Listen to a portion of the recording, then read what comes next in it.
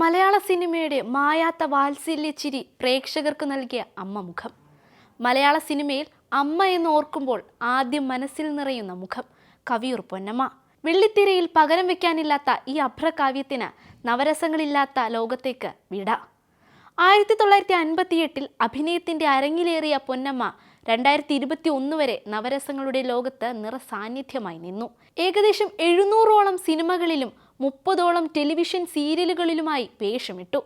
4 തവണ മികച്ച സഹനടിക്കുള്ള സംസ്ഥാന ചലച്ചിത്ര അവാർഡ് കരസ്ഥമാക്കി.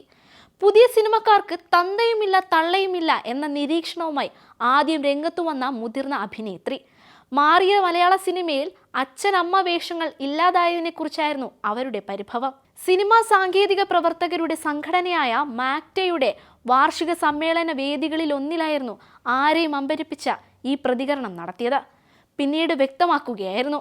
മലയാള സിനിമയുടെ മാറ്റത്തെക്കുറിച്ച് ആദ്യം പ്രതികരിച്ച നായികയും കവിയൂർ പൊന്നമ്മ തന്നെയായിരിക്കും. ന്യൂജൻ സിനിമകളിൽ മുതിർന്ന നടീനടന്മാർക്ക് അവസരങ്ങൾ ഇല്ലാതാകുന്നു എന്ന് തുറന്നടിക്കുകയായിരുന്നു അവർ. കുടുംബ പ്രേക്ഷകരെ ലക്ഷ്യമിട്ട് സിനിമകൾ നിർമ്മിച്ചിരുന്ന ഒരു കാലം മലയാള സിനിമയ്ക്ക് ഉണ്ടായിരുന്നു അത്രേ. എന്നാൽ ഇന്ന് നായകനും നായികയും അവരുടെ കൂട്ടുകാരും ഒക്കെ കഥാപാത്രമായി ഉണ്ടാകുമെങ്കിലും അവരുടെ ഒന്നും വീടോ വീട്ടുകാരോ ചിത്രങ്ങളിൽ കാണില്ല എന്നായിരുന്നു അന്ന് താരം വെളിപ്പെടുത്തിയത്. അങ്ങനെ ഓരോ ഘട്ടങ്ങളിലും തന്റെ നിലപാടുകൾ ശക്തമായി പറഞ്ഞിരുന്നു പൊന്നമ്മ. അഭിനേത്രി മാത്രമായി ഒതുങ്ങി നിന്നിരുന്ന താരമായിരുന്നില്ല അവർ.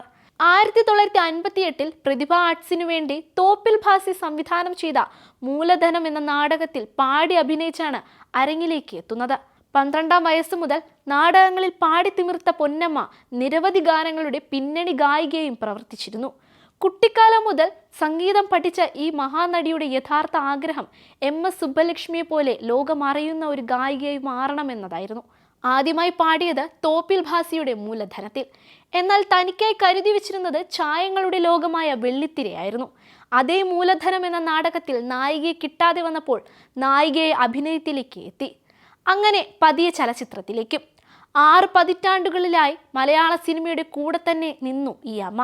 1965 പുറത്തിറങ്ങിയ ഓടയിൽ നിന്ന് എന്ന ചിത്രത്തിലെ അമ്പലക്കുളങ്ങര എന്ന മലയാളത്തിലെ സൂപ്പർ ഹിറ്റ് ഗാനരംഗങ്ങളിലെ കവിയൂർ പൊന്നമ്മയെ മലയാളികൾക്ക് ആർക്കും മറക്കാൻ കഴിയില്ല. അതേപോലെ ഏവർക്കും പരിചിതമായ ഹിറ്റായ ഒരു പാട്ടായിരുന്നു ബാബ കല്യാണിയിലെ കൈ നിറയെ വെണ്ണ തരാം എന്ന ഗാനം. 2K കിഡും 90s കിഡും ഒരേപോലെ പാടി ഹിറ്റാക്കിയ ഗാനം. സിനിമകളിൽ കാണും പോലെ റൊമാൻറ്റിക് ആയിരുന്നു പൊന്നമ്മയുടെ വിവാഹ ജീവിതവും. നിർമ്മാതാവായ മണിസ്വാമി സിനിമാ സെറ്റിൽ വെച്ച് വിവാഹാഭ്യർത്ഥന നടത്തുകയായിരുന്നു.